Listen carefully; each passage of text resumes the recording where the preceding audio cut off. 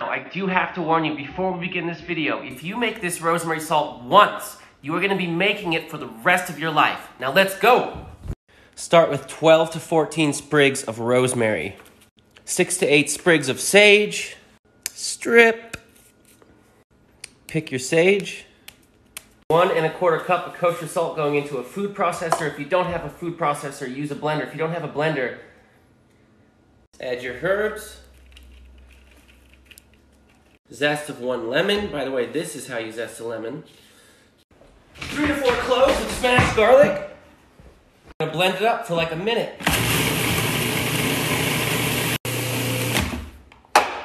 Oh my God, oh! It's the most beautiful, delicious green sand. This rosemary salt is amazing on steak, duck, chicken, veggies, pork, anything. Keep it in your fridge and store it for up to 2 weeks. Peace.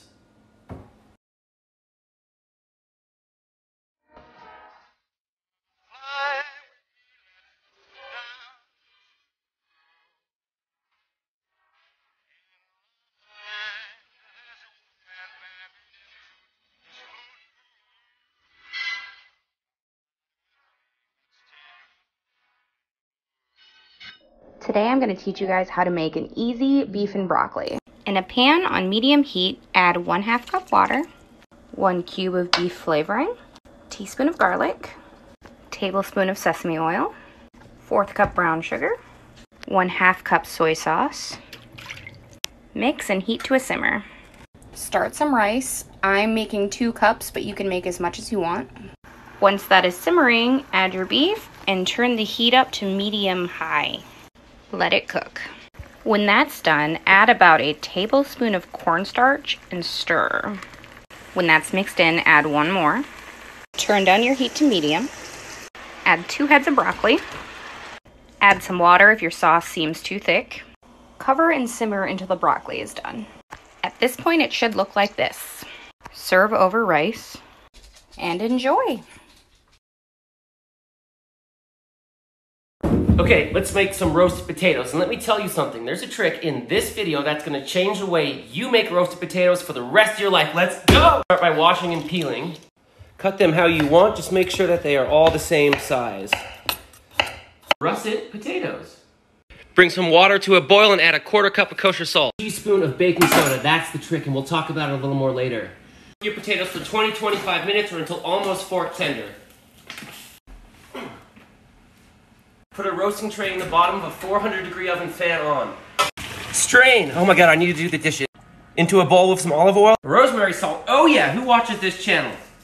Just begin to toss. So the baking soda breaks down the edge of the potato, which results in the best crunch possible. That's the trick. See the textures? On the burner, olive oil in. Potatoes in. Back in the oven there and toss them while they roast. Truffle salt. Pepper. That's how you roast a potato.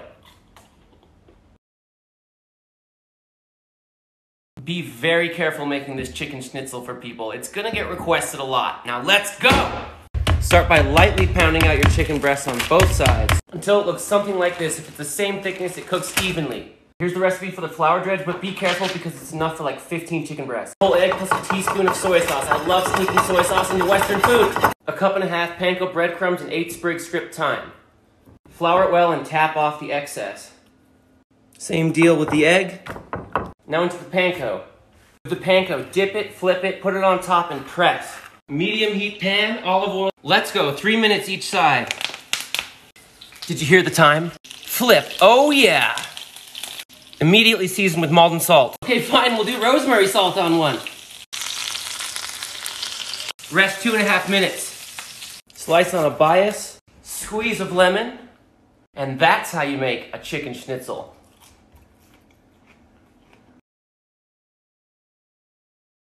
Instead of buying caramel, nah, we make homemade soft caramels. 1 cup brown sugar, 1/2 cup white sugar, 1/2 cup light corn syrup. Bring it to a boil, 1 cup of heavy cream, and 1 stick of butter. Mix until fully combined. 1/4 teaspoon salt, 1/2 teaspoon vanilla extract. Cook until the candy thermometer reaches 240 degrees or the softball stage. To double check if it's ready, take a spoonful of the caramel and place it into a bowl of ice water. Once it's cool, take it out of the water and play with it with your fingers. If it holds its shape and is not too runny, that means you've cooked it correctly, and it's time to pour it in the pan. Ready, we have a 9x9 baking pan that is lined with parchment paper and grease. Let's pour in the caramel. Get it all in there. Top with some flaky salt action. After about an hour in the fridge, pop it out. Cut it into 1/2-inch long strips. Cut it into 1.5-inch long pieces. Look at how many beautiful caramels it makes. Roll it up and twist the ends to make a little package. Look at that. All right, let's give it a try. Oh my God. It is so chewy, so sweet, so flavorful. You guys got to make this recipe. Click that plus button for more recipes.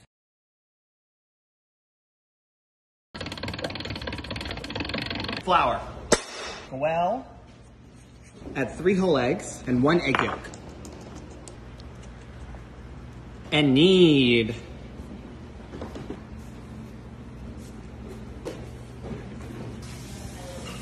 Let it rest. Slowly roll out the pasta dough.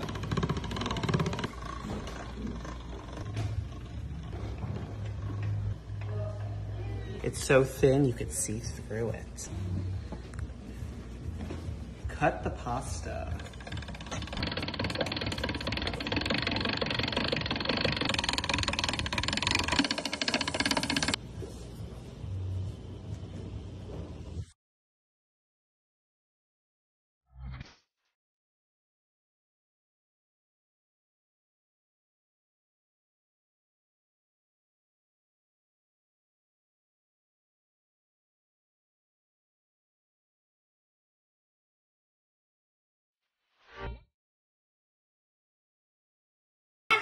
Peeps, we are making peanut butter, oatmeal, chocolate chunk, no bake cookies. Here we have 1/2 stick of butter melting, 1 cup of light brown sugar, 1/4 cup heavy cream.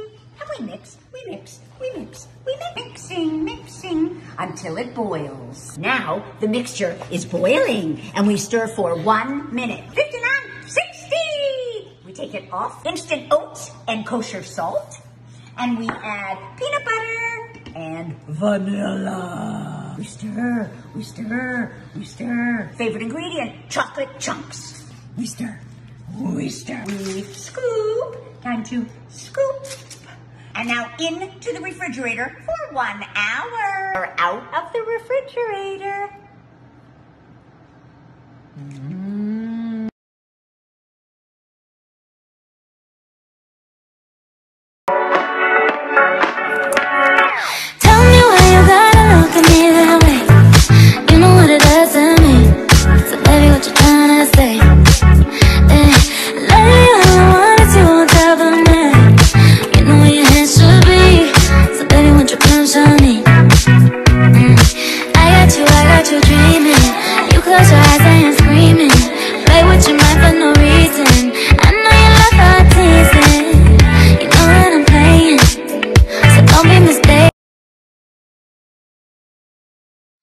Today I'm going to teach you guys how to make my favorite breakfast.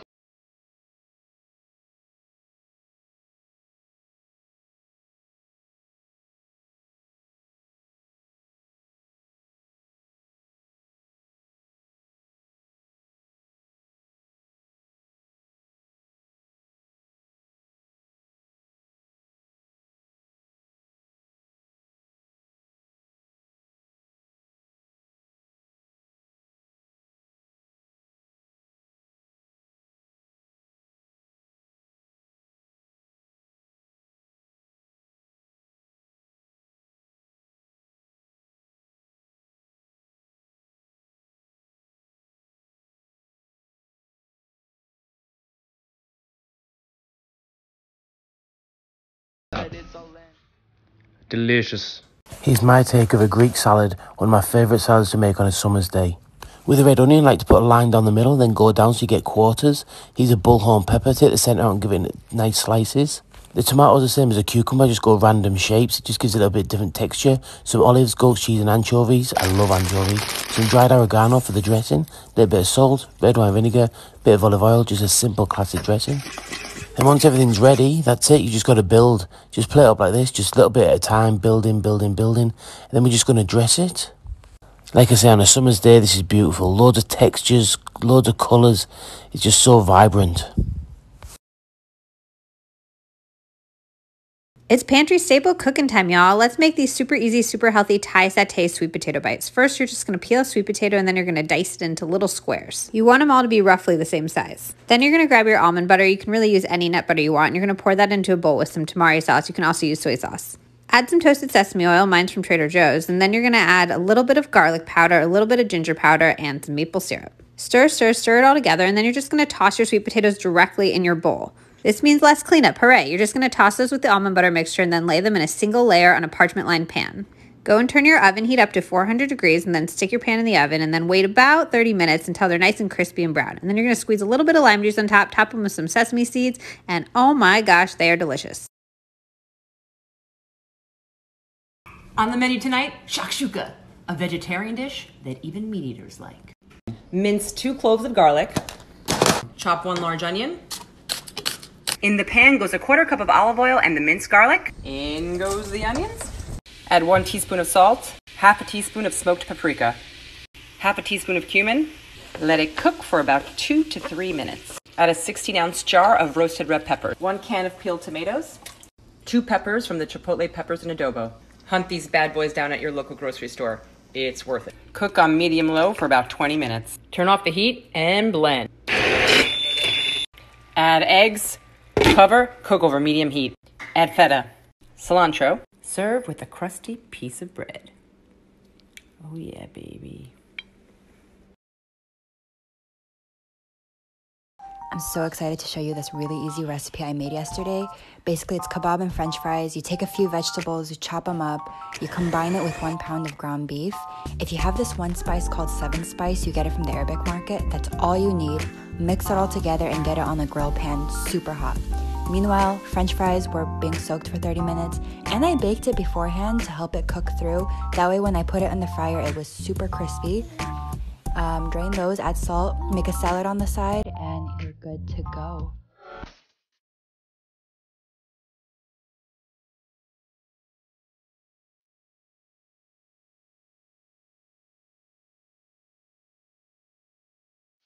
Today I'm making a classic Italian snack within 5 minutes. I'm using basil, tomato and garlic. Have you guessed what it is yet? Start by dicing your tomato into small cubes. Dice up some basil leaves. You want to grate in 1/2 garlic clove. How cute is this little thing? A little bit of Spanish onions, but you really don't need much. Add in some olive oil, a good pinch of salt, a little bit of pepper. Give it a quick mix together and leave it to the side. Toast some bread. I'm using sourdough. Now the tip is here to toast it for longer than usual. While it's hot, add a bit of olive oil. Get that 1/2 garlic clove from earlier and rub it into the toast.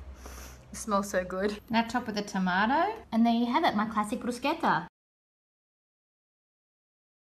Let's make buffalo cauliflower with yogurt dip. Perfect for vegetarians.